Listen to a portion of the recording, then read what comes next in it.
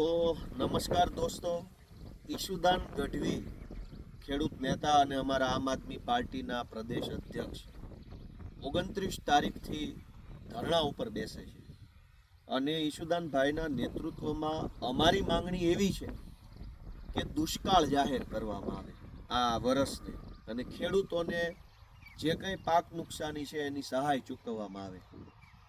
પણ સરકારના કાન સુધી આ વાત પહોંચતી નથી. હું હમણાં બધા આગેવાનો કાર્યકર્તાઓ સાથે મળી અને જુનાગઢ જિલ્લાના કલેક્ટર સાહેબને મળવા ગયો હતો અને રજૂઆત કરી કે સૌની યોજનાનું પાણી અહીં વિસાવદરમાં, જુનાગઢમાં અને આખા સૌરાષ્ટ્રમાં આપો. પણ જો કે હજુ પાણી આવ્યું નથી.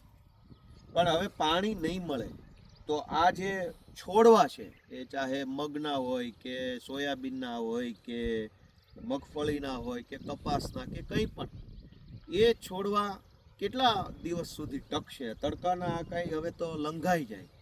આ આકાશ જુઓ ભાઈ, બતાવવામાં વાદળાય કાંઈ દેખાતા નથી હવે.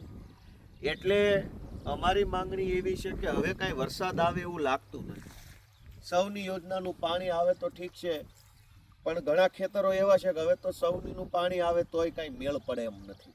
કેટલાક ખેતરોને પાણી આવે તો ફાયદો થશે, પણ અમુકને તો ફાયદો થાય એમ નથી.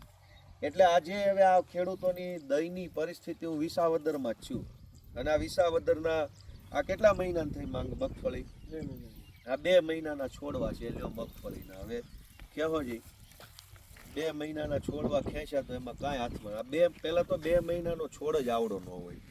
છોડ હોય આવડો મોટો, કમસે કમ 2, 2.5, 3 ફૂટનો તો થઈ જતો કે નહીં? હાથી ન હાલે. 2 મહિનાનો છોડ હોય તો આમાં જો હાથી હાલે એવી જગ્યા ચોખ્ખી દેખાય છે. આ દેખાય જ નહીં. આમાં હાથી બાતી કાંઈ ન હાલે. 2 મહિનાનો છોડ એવો હોવો જોઈએ.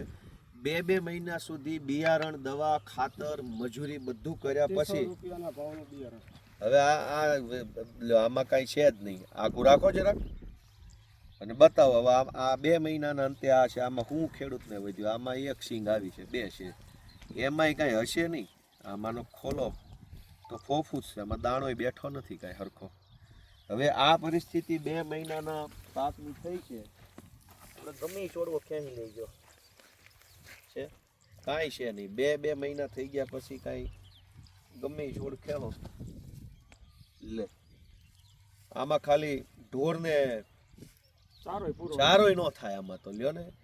એટલે ગુજરાતભરના બધાય ખેડૂતોને તો મારી વિનંતી છે કે 2, 3, 4 છોડવા ખેંચ્યા તો એમાં હારા દાણા ગણી શકાય એવા 1 ને 2 છે. આટલા બધા છોડવા ખેંચ્યા તો એમાં દાણાય નથી હરખા. હવે આ ઢોર ખાઈએ કે આમાં માણાને તો કાંઈ વધે એમ નથી. આ 2 દાણા, આ 2 સિંગ હરખી દેખાય છે જોવામાં, બાકી તો છે જ નહીં આમાં. આ ત્રીજી છે. એટલે હવે આ દુષ્કાળ જાહેર કરે એવી અમારી સ્પષ્ટ માંગણી છે.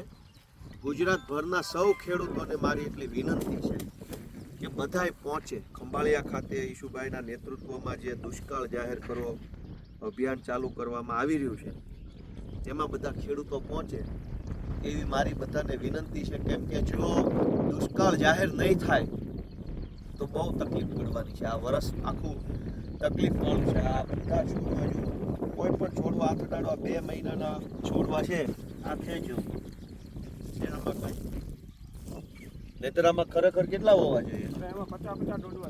50 દોડવા. હવે આમાં ત્રણેય હરખા નથી. આ 2 તો ન હાલે, હવે માંદા છે. વરસાદ ન થાય તો આ 2 માં કાંઈ પાણી નું આવે તો આ બળી જાય ને. આ મોટા કે એટલે આ 2 છે એમાંય નથી. પાણી આવે તો આ 2 વધે, નકર આ ન વધે.